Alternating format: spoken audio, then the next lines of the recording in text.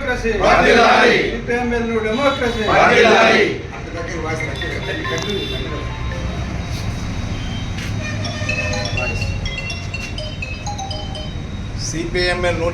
జిల్లా నాయకులు, ఐఎఫ్టి రాష్ట్ర నాయకులు కమరేడ్ యు రామన్న వర్ధంతి సందర్భంగా ఈరోజు మనం ఐఎఫ్టి ఆఫీస్లో జరుపుకుంటున్నాం. కమరేడ్ యు రామన్న అమరుడై 22 సంవత్సరాలు కాబడుతుంది.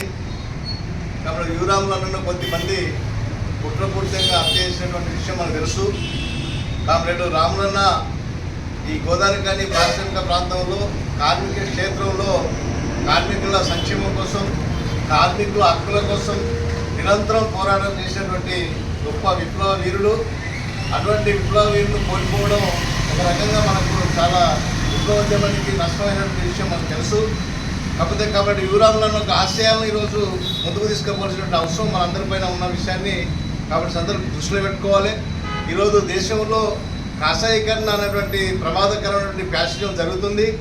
ఈ కాషాయీకరణ దృష్టిలో ఈరోజు విప్లవ ఉద్యమాన్ని ఈరోజు అంచడం కోసం, విప్లవ ఉద్యమం పైన ఈరోజు పాశవికమైనటువంటి ఒక రకమైనటువంటి దాడి జరుగుతుంది. ఈ దాడి సాయుధ దాడి కాకుండా ఈరోజు సిద్ధాంతపరమైనటువంటి సైద్ధాంతిక దాడి కూడా ఈరోజు విప్లవోద్యమం పైన జరుగుతుంది.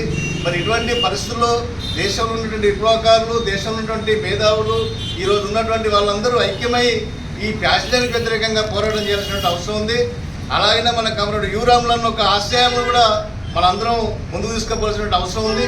కనుక దాని అందరూ మీరు ముందుకు తీసుకుపోతారని చెప్పి ఆశిస్తూ ఈ సందర్భంగా కమరేడ్ రామన్న కుటుంబానికి సానుభూతి తెలియజేస్తూ రామన్నకు జోహర్ అర్పిస్తుంది.